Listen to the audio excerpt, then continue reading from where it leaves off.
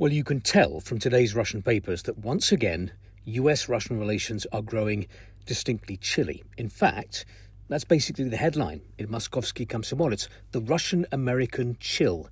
A mental gap has formed between Trump and Putin, slowly and with great reluctance. Overcoming his internal resistance, the US president is revising his views on the world in general and specifically on the Ukraine conflict. And this revision does not bode well for relations between Moscow and Washington under the current US leader. Wow, that's a definite change in tone, although the writer does claim that Donald Trump is changing his views reluctantly.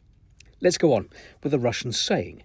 Trump, of course, has 7 Fridays in a week. That means Trump, of course, blows hot and cold. The US president is the personification of what's known in English as mercurial temperament. He has a very fickle character, a tendency for sudden moods and chaotic changes of course.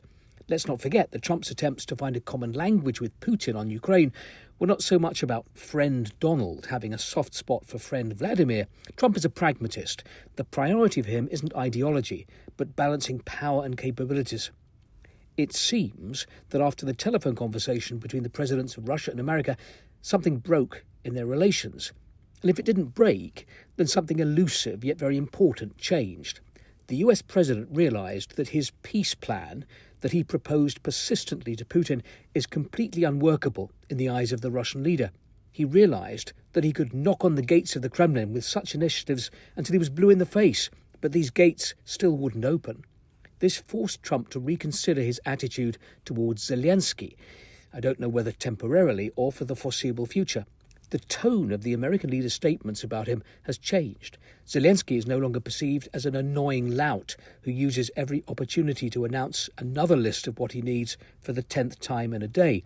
In Trump's comments, Zelensky is now a respected, fully-fledged junior partner who should be helped to the extent that it's possible. Does Putin understand that relations between Russia and the US in Trump's second term have either already moved or may move from the stage of attempted reset to their usual state of permanent overload? Funny question.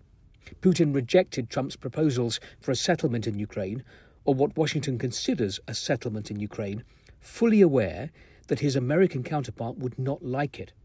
The Kremlin believes that Trump offers Russia too little, and that in this case, the continuation of a good quarrel is better than a bad peace from the point of view of the country's long-term national interests. Moscow proceeds from the fact that even a change in Trump's position will not be able to break the dynamics on the ground, and that this dynamic will continue to change in Russia's favour. This, in fact, is the whole clue to the divergence of views of the presidents of Russia and the United States.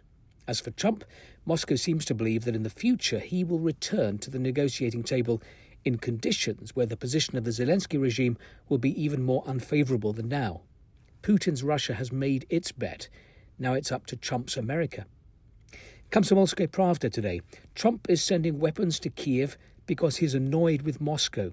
Russia's principled position on the Ukraine conflict doesn't fit into the logic of America's leader. Once again, US President Donald Trump has changed the wind in his political sails. He's announced he's resuming arms supplies to the Kiev regime, which Washington had apparently frozen a week ago. Now remember that Russian saying I mentioned earlier. Here we go again.